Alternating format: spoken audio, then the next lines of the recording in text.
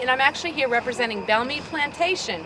And the reason we're here tonight is because we're going to be having the Battle of Nashville reenactment on the property of Belmont on December 16th, which is the anniversary.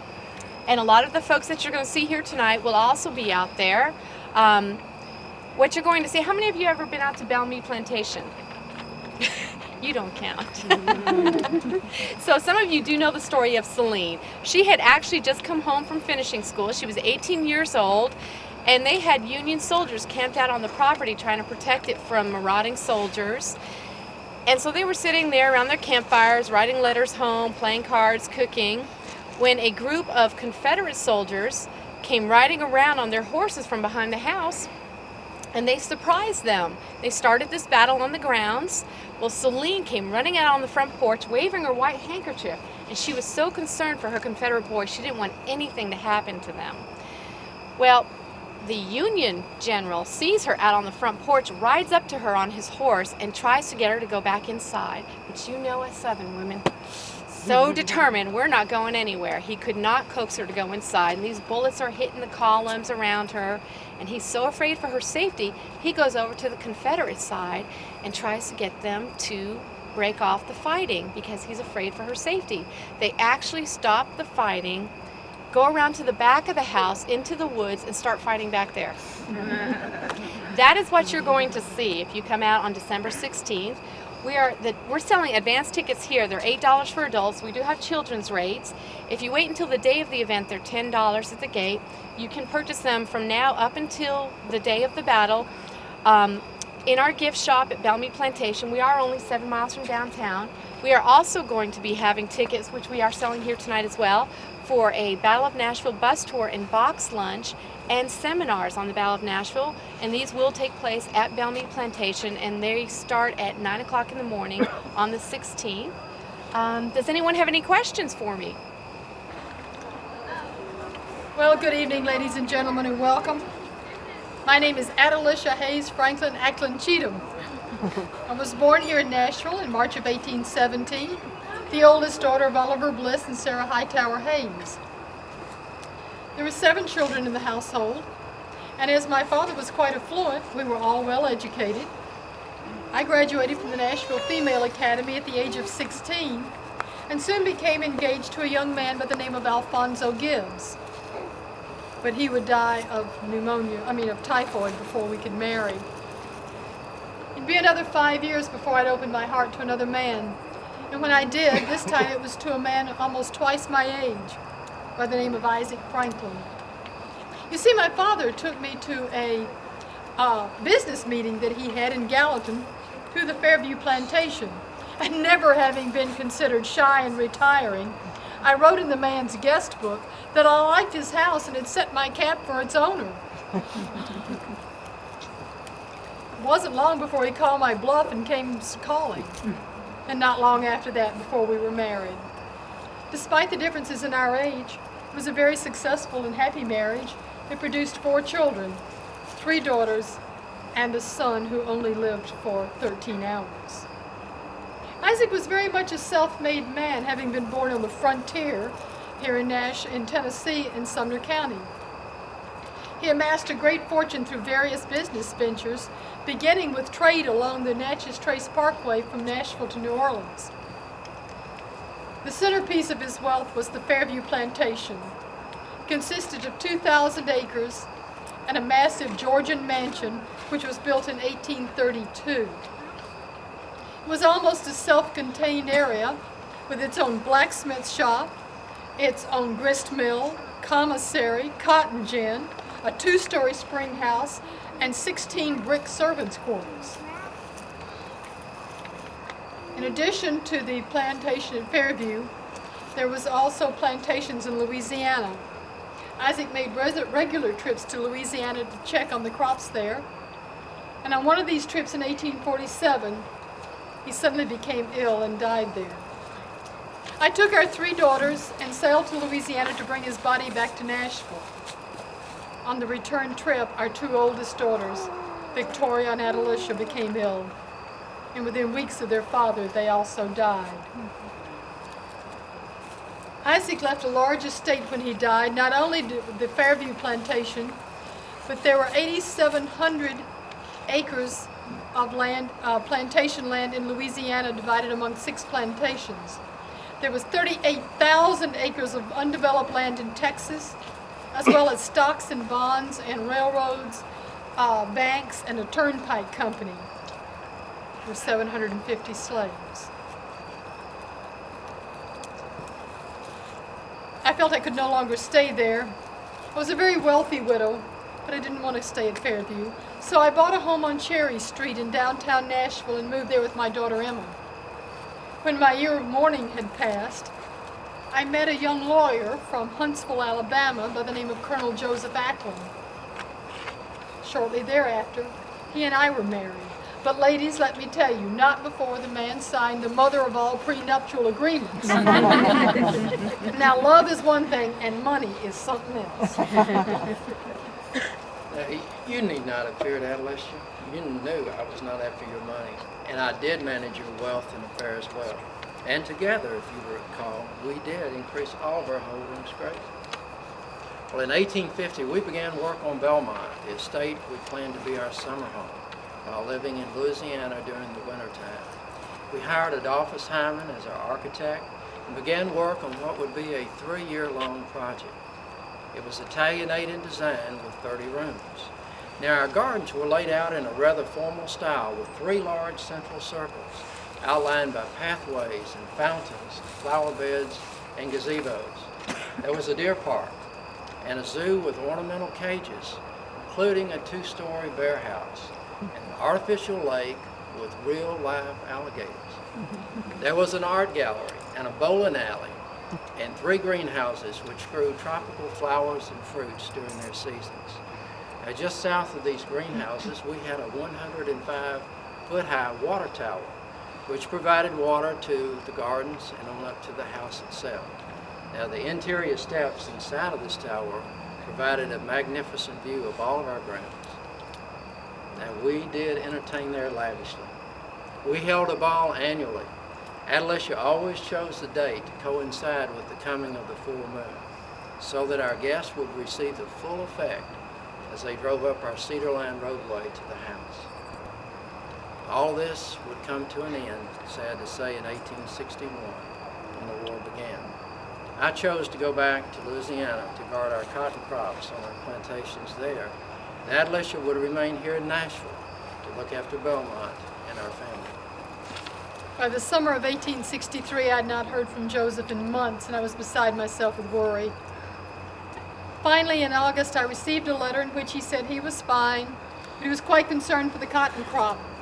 You see, the Union Army was trying to confiscate it, and the Confederates were trying to burn it to keep the Union from confiscating it.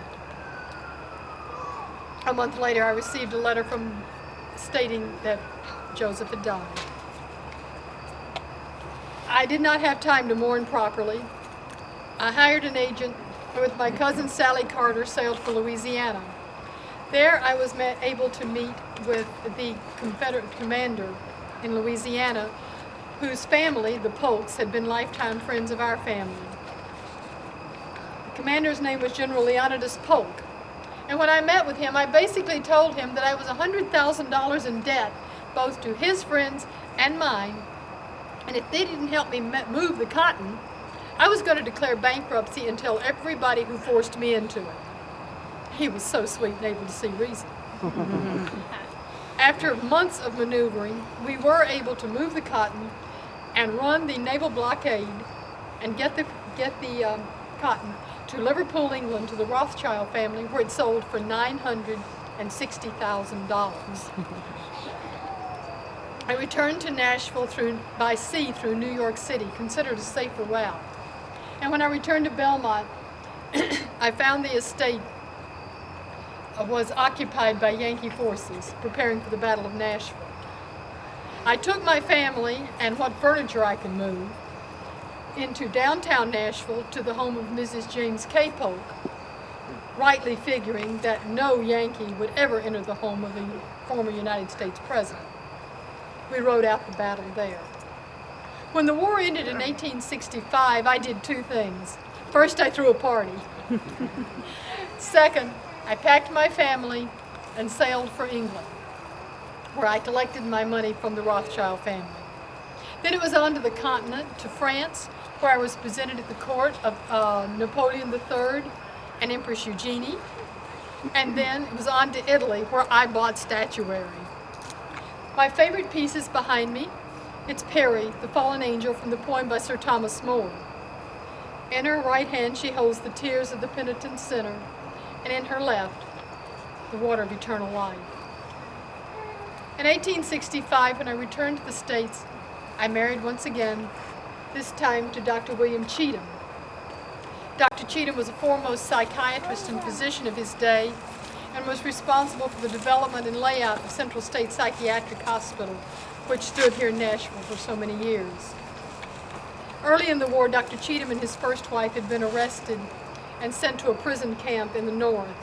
Mrs. Cheatham was the sister-in-law of General John Hunt Morgan and was suspected of passing troop information on to him. On the way north, Mrs. Cheatham died and Dr. Cheatham was released to return to Nashville. In 1884, I sold Belmont and moved with my daughter Pauline to Washington, D.C. Dr. Cheatham remained in Nashville to continue his medical practice. In 1887, on a trip to New York City, a shopping trip to New York City, I might add, I developed pneumonia and I died there. I'm not a bit surprised. I always knew you'd die shopping. Anyway, my body was returned to Nashville and my funeral was held at the downtown Presbyterian Church, where I had been a lifelong member. If you're ever in downtown Nashville and you hear the bells chime, I hope you'll think of me. I donated those bells to the church. Thank you so much for coming tonight. We hope you enjoy the rest of your tour and the people you'll meet along the way. Thank you. There he is. We've got to cut it. If they're wet, they said the line's back to the barn, and the line's back to the barn, we're in trouble. Good evening. I'm Margaretta Lewis. You all must be here to see my father, Major Lewis. He was a civil engineer. He is responsible for Nashville for having the Parthenon and Union Station. Perhaps he was a genius, but my mother used to say that he would keep her awake all throughout the night, jotting down ideas while she was trying to sleep. And the only way he could fall asleep was by rocking in a bed hung from the ceiling on chains. Well, my friends used to say that Margaretta, you're going to have these folks convinced I'm some sort of a kook. Evening, ladies and gentlemen. I'm Major Eugene Kastner Lewis. Now, I wasn't a real major. That was just a nickname given to me by schoolmates. I notice that some of you are studying upon my pyramid here. Well, I'm sure you're familiar that the kings of Egypt built pyramids so that their mummified remains might remain intact throughout eternity. I was no king by any stretch of the imagination, just an engineer with a sense of humor. So I don't think I need to remain intact throughout eternity. Let's just hope I can remain intact throughout tonight. I used to think you were a Confederate major and sunk the whole Yankee Navy at Fort Donelson. Well, no, my family lived near Fort Donelson on the river, and when the U.S. Navy invaded Tennessee, I could hear the big guns. That's what you remember me talking about.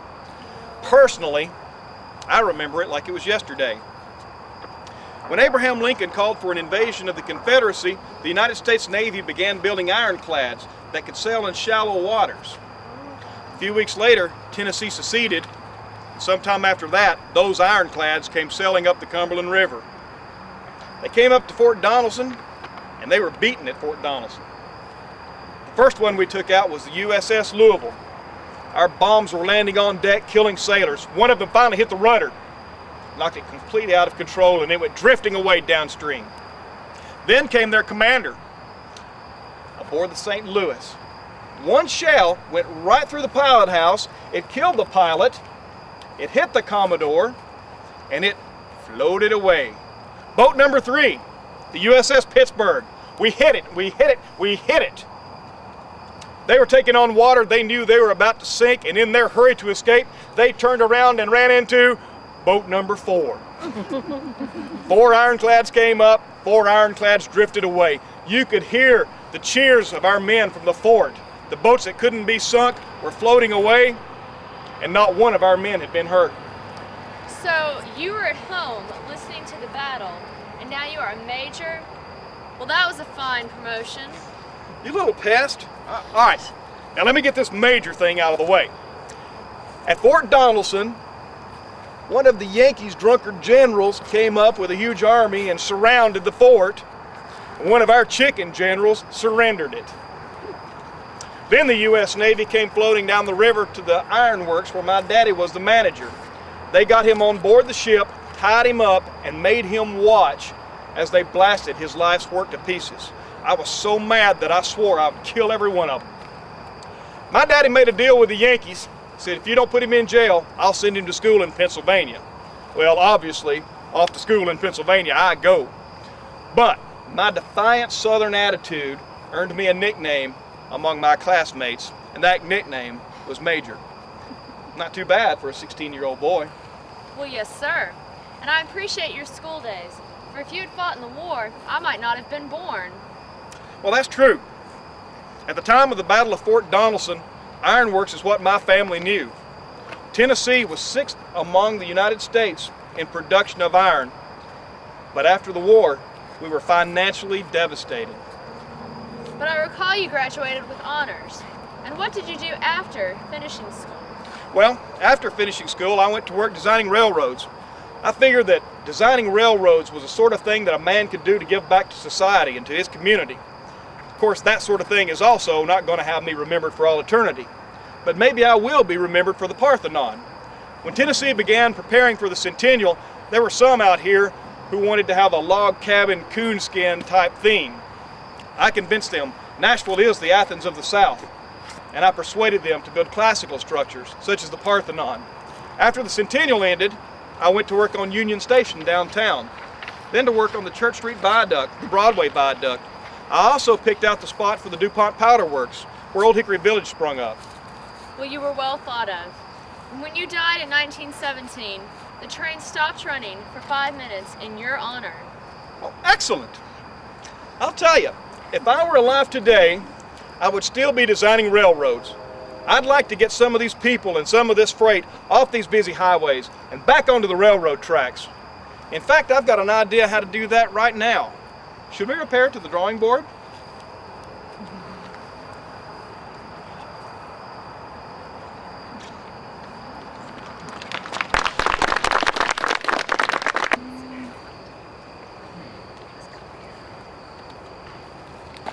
Good evening, ladies and gentlemen. We're happy to have your company. I'm Bert Douglas. Permit me to introduce my wife, Sarah Cregwell Douglas. Both of my first 2 wives have passed on, but I'm pleased to have with me tonight daughter of my second marriage, Miss Ellen Douglas. Good evening.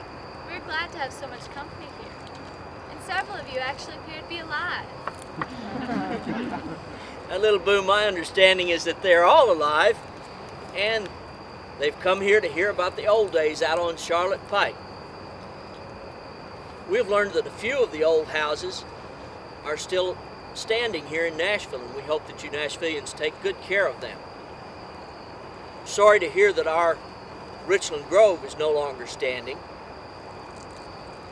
but I understand that that site's now occupied by St. Anne's Catholic Church. It's a beautiful location.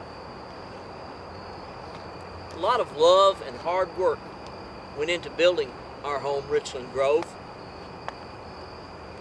We fired the bricks right there on the place, and with 375 acres of timber, we had plenty of hardwood for lumber. I owned from the point where Richland Creek crosses Charlotte Pike and about a mile back towards town. Have you been to Richland Park or the library or Cone High School? Well, that used to be the prettiest spot where we had a herd of deer grazing on Kentucky bluegrass under giant oak and walnut trees. I hope you don't think we're too forward, but we think the house Richland Grove was the finest one on Charlotte Pike. Now I understand you've met Miss Ackland, and she will go on about Belmont, but there were many beautiful homes in the Nashville area. Richland Grove had a lovely entrance with a winding staircase. On either side were rooms with 15-foot ceilings. The library had walnut bookcases. There were beautiful mahogany and walnut pieces of furniture on lovely rugs and shining hardwood floors. So the Acklands go on about their Belmont and their cotton. There were other people who grew cotton. Mr. Douglas and his brother were known in the Nashville area as Cotton Kings. Now, my dear, you are embarrassing me. Brother Hugh and I did have humble beginnings, and I want our guests this evening to understand that. Our father was a poor country doctor. He died when Hugh was 14 and I was 9 years old. He had not had an opportunity to accumulate much, and he left our mother financially embarrassed. Yet nothing would do but that Hugh and I should have a proper education. Now, we lived in Leesburg, Virginia, which is northwest of Washington City. Our closest relative was Uncle William Dixon in Greenville, Tennessee. Mother must have been very desperate, for she put Hugh and I on the road to Greenville, Tennessee on foot with no adult to guide us. I wish I could understand what she hoped to do, but our mother died and we never saw her again. Then you give much credit to your uncle?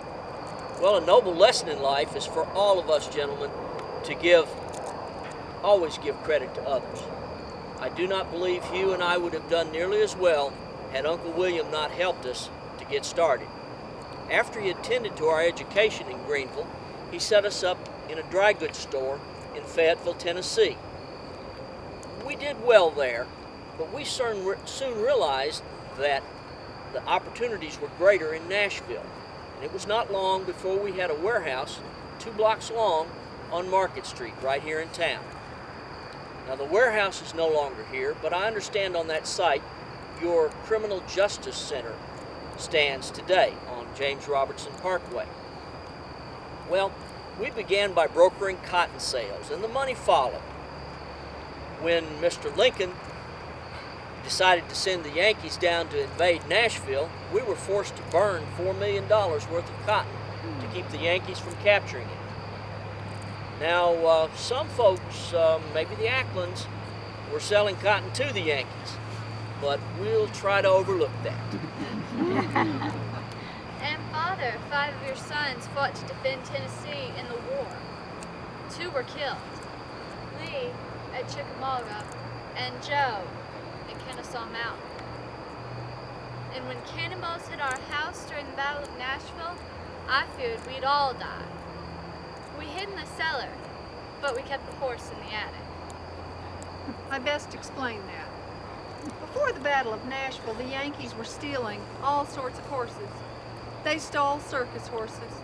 Why, they even took the governor's carriage horses. It was almost the end of the war, and we only had one very old horse left. One morning, I decided to take a bag of corn to the mill to be ground on Harding Pike. It's near where Montgomery Bell Academy has been built. I had a young Negro boy named Jim with me. I raised Jim. was not uncommon in the time. President Davis and his wife raised a black boy also. So Jim thought he was my bodyguard and went everywhere with me. Well, we were coming back from the mill, and what should happen but the Yankees come upon us and demand my horse. I said, surely you would not take a lady's last horse from beneath her person and force her to walk the long way home. As Jim and I dragged that bag back to Richland Grove, I vowed some vengeance. It was not long before you and Jim got one back from those Yankees, right outside our house, from a herd that was being driven up the pike toward town. That's true, that's true. The Yankees had passed Richland Grove and Jim ran to open the gates. Some of the horses came in and started to graze on the bluegrass. I found a fine young horse and I teased him with a bucket of corn. Jim helped me get the halter on him. And would you believe we walked that horse up the veranda, up the lovely winding staircase to the attic, where it resided for 6 months.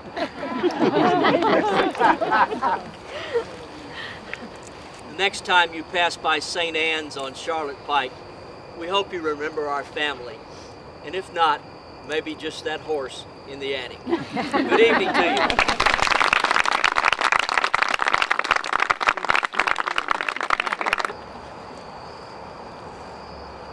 Go.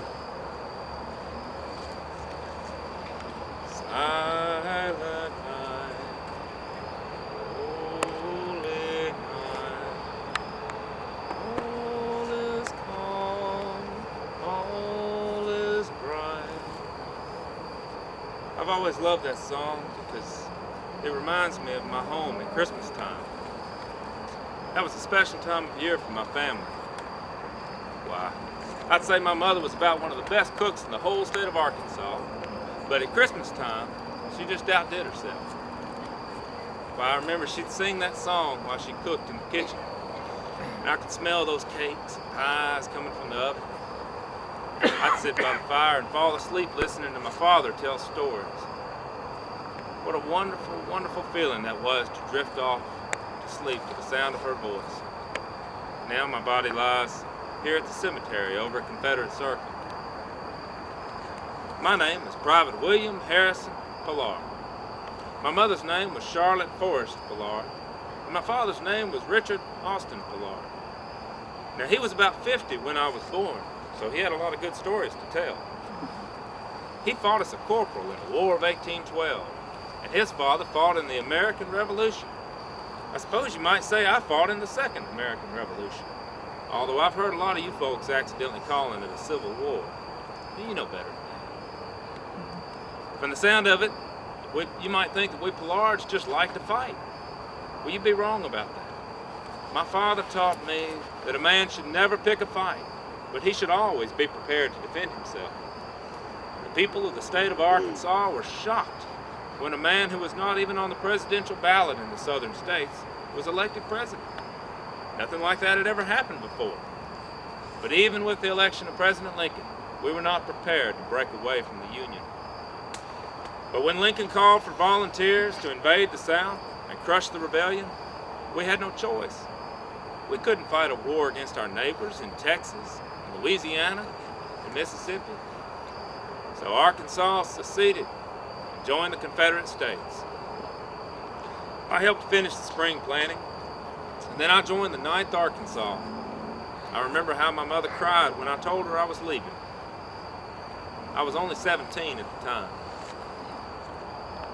Our regiment was called the Parsons Regiment because we had 46 parsons in our regiment. I remember one boy saying, well, I had a better chance of getting in trouble back home than I do in the Army. We were thrown in with 5 other regiments and formed a brigade under General Daniel Reynolds. He was from Ohio, but he loved Arkansas. We fought for 100 days across northern Georgia as part of the Army of Tennessee under the command of General Joseph E. Johnson. Old Uncle Joe. We liked Uncle Joe. He didn't recklessly waste the men. He cared about the boys. President Davis didn't see it that way. He thought Joe Johnson was too cautious, and he replaced him with General John Bell Hood. At Atlanta, General Hood ordered us to attack again and again and again.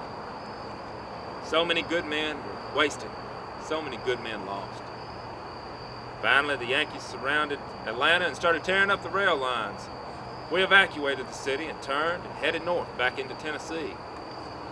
I hear that later they wrote a song about that General Hood, saying, "And the gallant Hood of Texas played hell in Tennessee." Well, personally, I wish he had stayed in Texas. As we crossed over into Tennessee, we heard the news that President Lincoln had been elected again for another 4-year term, and our hearts sank.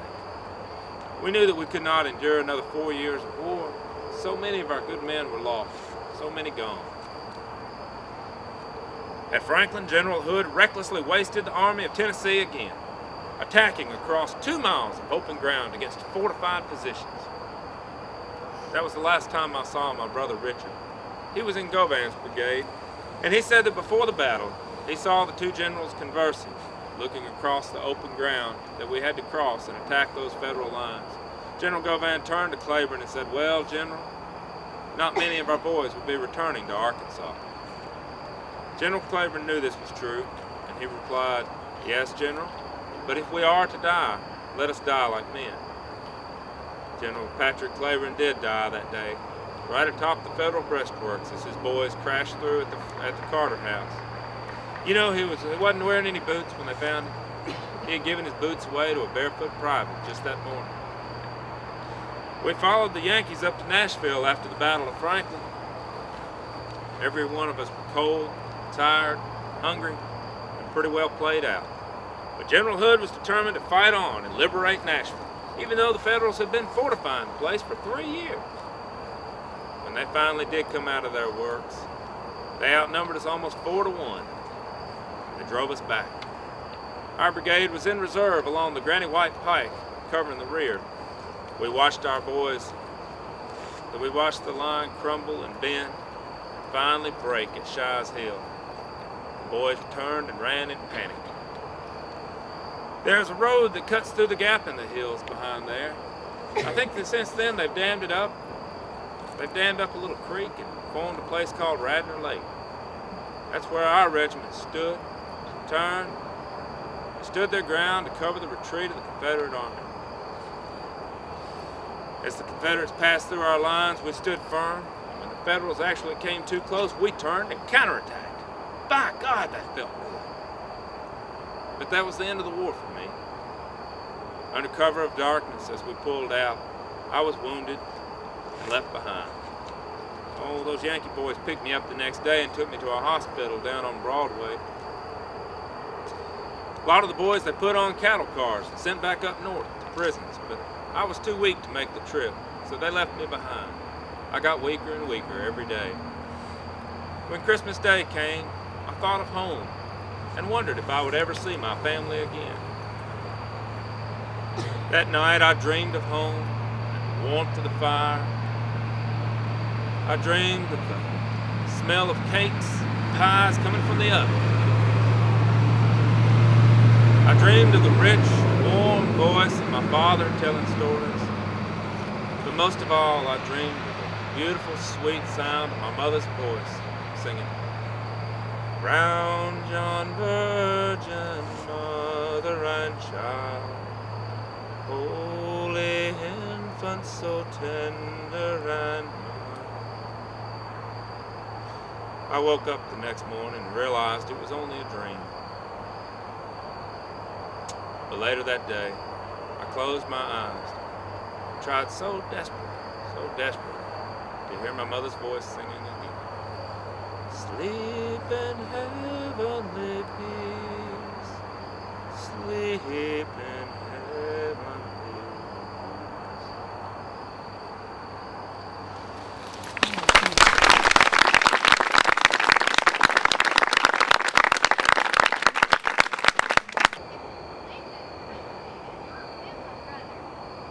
Good evening.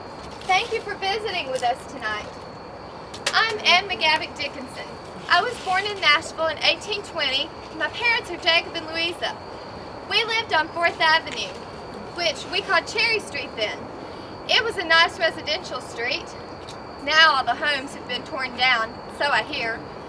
And you have buildings that are 30 floors high. But that is your affair. And I find that all that's left for me are precious memories. Some of my fondest are when my parents entertained. The house was so cheerful. The kitchen was in the basement, and Aunt Charlotte was the head cook.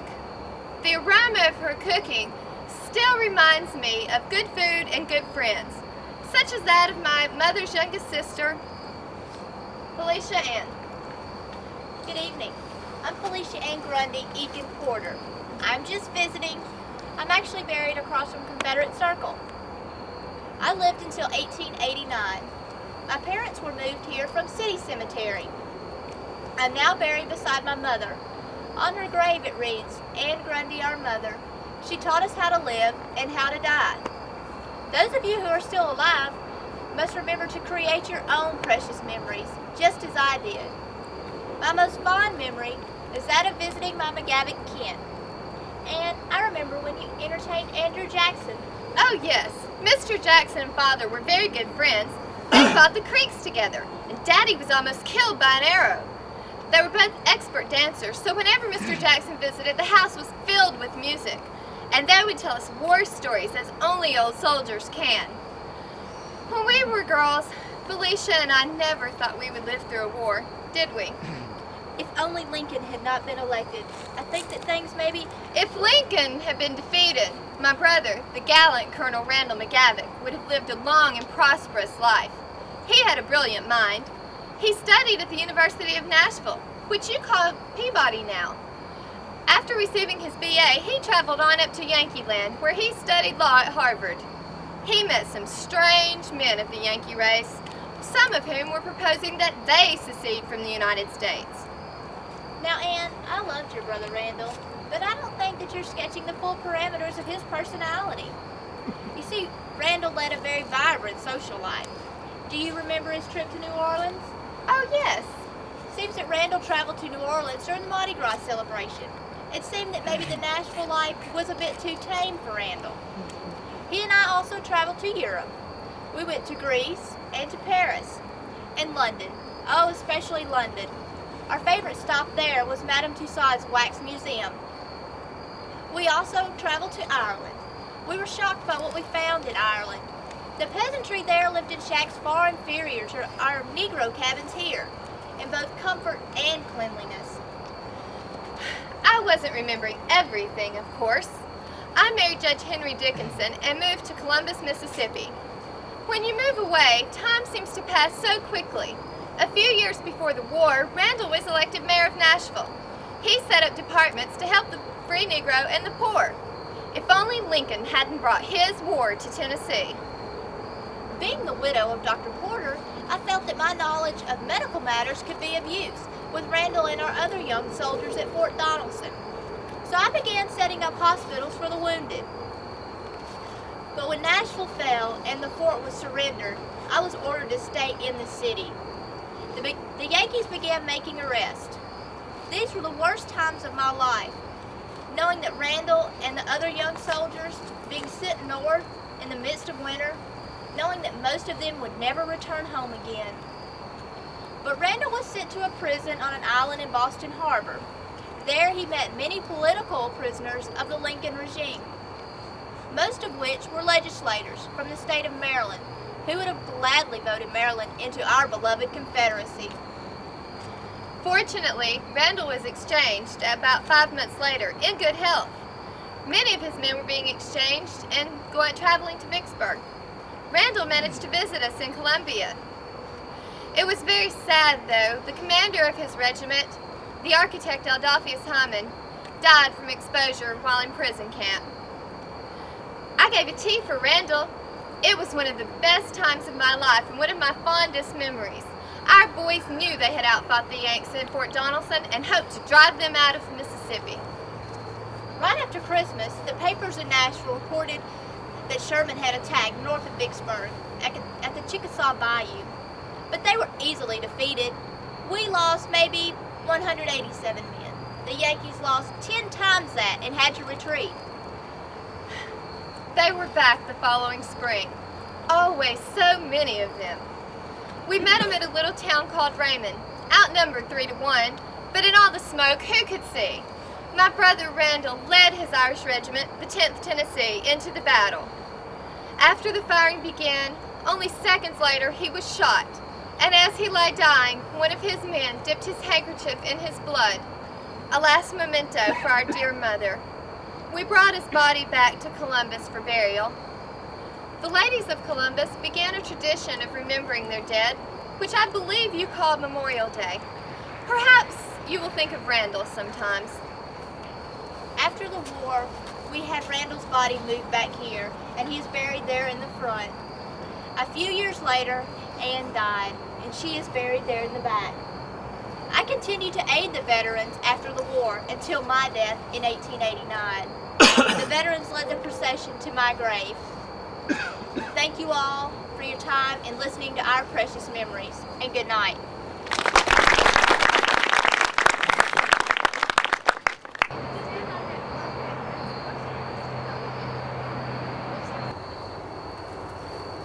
Good evening. Let me introduce myself. I'm Harriet Maxwell Overton, daughter-in-law of Judge John Overton and his wife, Mary May Overton. Judge Overton was close friends and advisor to Andrew Jackson.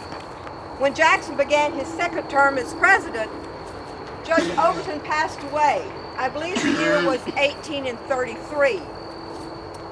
Mrs. Overton remained a widow until her passing in 1862. It was her wishes to be buried here at Mount Olivet. Those wishes were fulfilled in 1868. I go back a little ways. I married John Jr. in 1847, and in 1859 he began building the Maxwell house in downtown Nashville on the corner of Cherry and Church Street. I believe today it's called 4th Avenue. Maxwell House no longer stands on that lot. When Tennessee seceded from the Union in 1861, Maxwell House was used as a barracks. But they didn't use it that way very long, for soon the city of Nashville fell to the Union forces. I believe the date was February the 25th of 1862. The Union used it as a combination barracks, hospital, and prison. And one morning they lined up all the prisoners on the top floor to march them downstairs to breakfast. Reaching the first floor while still standing on the stairs, they were given orders to halt. The stairs had not been completed, and they could not support the weight of all those men, so the stairs collapsed. When the ladies in the city of Nashville heard about the accident, they rushed to the Maxwell house to offer their help, but the Yankees wouldn't let them enter. All they could do was stand and hear those men scream. In December of 1864, General John Bell Hood, Confederate of the Army of Tennessee, used Travelers Rest as his headquarters. And I have to tell you, one of my proudest moments was when I had 7 Confederate generals sitting around my dining table, one of which was General Nathan Bedford Forrest. Army of Tennessee, under Hood, tried to take back Nashville from the Union forces. The Battle of Nashville was fought on the 15th and 16th of December of 1864. Some of the most fiercest fighting took place on our Peach Orchard Hill. When John passed away in 1898, it was he that wished to be buried here. We had had a visitor come calling much before he became president, and that was Judge William Howard Taft. He walked past the Confederate flag hanging on my wall, and he asked me to identify it. And I told him that it was the flag of my country. I then proceeded to walk him out onto our lawn, where there still were a lot of cannonballs stacked from the Battle of Nashville. I reached down, picked up one, handing it to him, saying, "Sir, you sent this to us hot. I return it to you cold."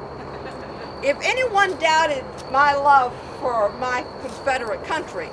They had to be surprised when they saw me lying in my casket wrapped in that Confederate flag. It is customary that I offer my visitors some refreshments, but Benz, I am deceased. I hadn't fixed you a thing. Please forgive me. Thanks for stopping by. Good evening.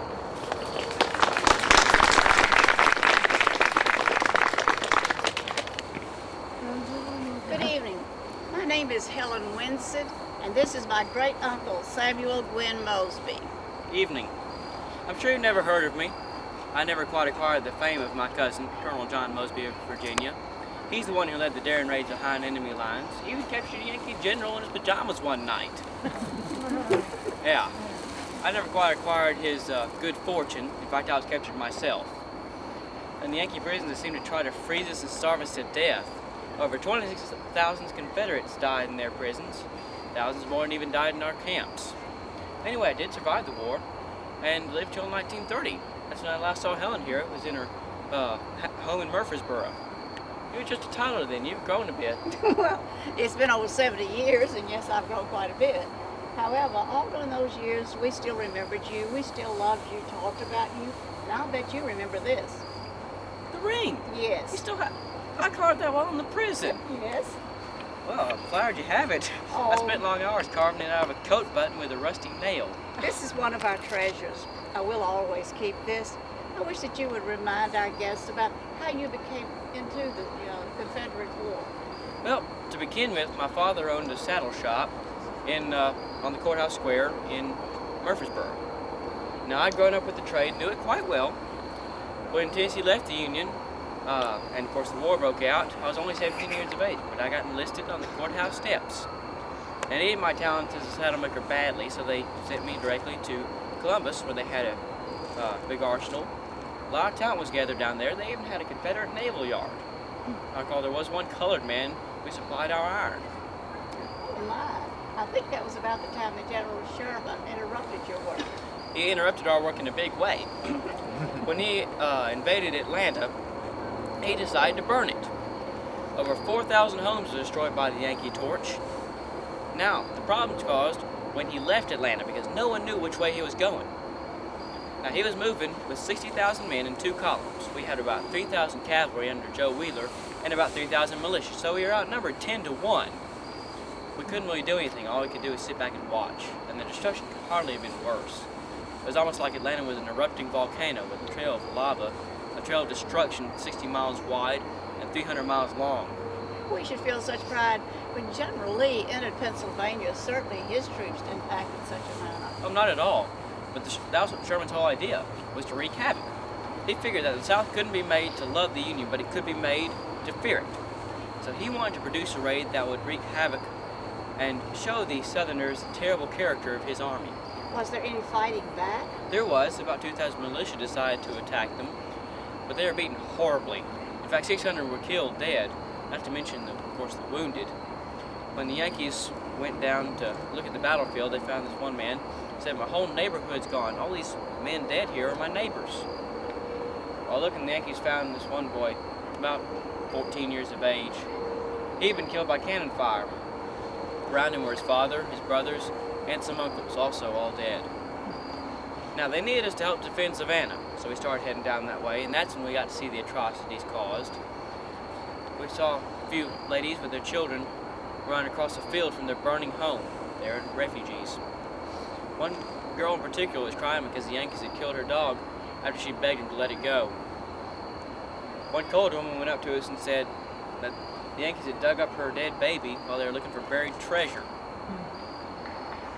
We also came upon a funeral in which 6 women were trying to pull a cart, which was carrying a dead baby they were about to bury, because the Yankees had stole their poor blind mule, which is all they had to carry it.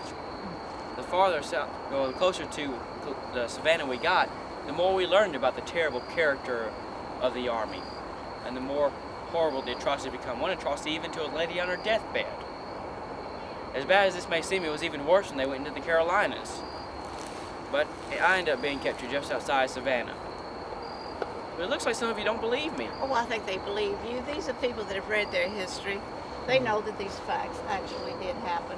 But I'm afraid that we will have to stop for this evening because we do expect other guests. We've enjoyed you stopping by, and I do hope that you will come back again. Thank you and good evening.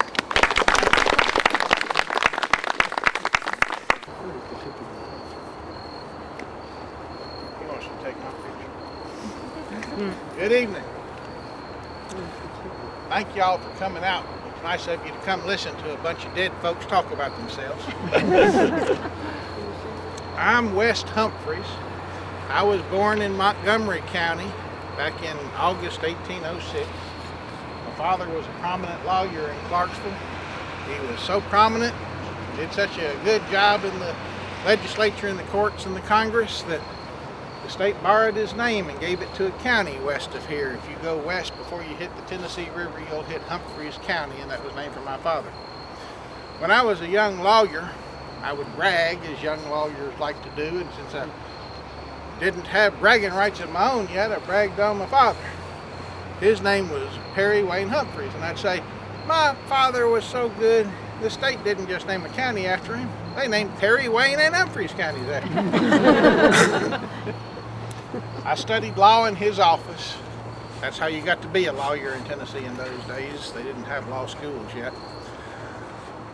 And I was licensed in 1932. Spent 2 years practicing law in my daddy's office, getting good cases because I was Perry Humphrey's boy. But I was young and ambitious and wanted to make a name for myself, not live off my daddy's name. So in 1834, I went to the new frontier country of West Tennessee, which had just been open for settlement for 12 years then. I went way west, almost to the Mississippi River, stopped in the little courthouse town of Somerville and hung out my shingle. And I reckon I did fine. Or I made such a pest of me that they wanted to get me out of town because the next year they sent me to the legislature. For 2 years, I represented Shelby and Fayette counties in the Tennessee House of Representatives. And for 2 years, I got to compare the little wilderness courthouse town of Somerville to the capital city. And after 2 years, I decided civilization has its benefits. So when my term in the legislature ended in 1837, I stayed in Nashville. Now, I had another inducement to staying in Nashville. Her name was Amanda, and on New Year's Day, 1839, we were married. A few months later, I got a good career boost when the Tennessee Supreme Court made me Attorney General for this state. And for 11 years, I represented the state of Tennessee in all of its legal affairs. And then I got another real good career boost when President Millard Fillmore made me United States District Judge for Tennessee. Being a federal district judge in those days was a good job. There was not a great deal of work, not a big caseload. Federal jurisdiction was relatively narrow. To make up for the light caseload, I was judge for 3 districts, not just here in Nashville, but also the Western District in Jackson and the Eastern District in Knoxville.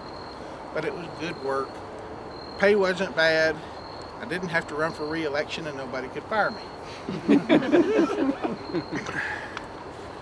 But the good life came to an end with the 1860 elections. As a good Democrat in 1860, I campaigned for Vice President Breckinridge in his run for the presidency. Tennessee was a state that was fairly evenly split between Democrats and Whigs. And the Democrat ticket did not carry Tennessee in 1860. Tennessee was carried by our former Whig Senator, John Bell, who was running on what they called the Constitutional Union ticket. Senator Bell is buried back over that away under a much bigger and nicer rock than I've got. Lincoln was elected to the presidency in 1860. On December 20th, 1860, after his election was certified by the Electoral College, South Carolina seceded from the Union. A couple of days after South Carolina's secession, a mass rally was held at the Capitol in Nashville The speakers were Governor Harris and me. We tried to impress upon the people of Tennessee the critical nature of the situation in which we find ourselves. War, we said, was inevitable, and Tennessee was not prepared for war. It was essential to immediately begin preparations for our defense. And a necessary element of the defense was to secede from the Union and join with the states to the south of us in forming a new confederacy. Our election on secession was held on the 9th of February 1861. The people of Tennessee were much more optimistic about the prospects of peace than we were, and they voted 2-1 against secession. But of course, we were right. War came in April. On the 8th of June, we voted again on secession, and this time the people voted by a margin of 3-1 in favor of leaving the United States and joining the Confederate States. When that election was certified, of course, I was out of a job. Since Tennessee was no longer one of the United States, there was no longer a United States court here for me to be judged for.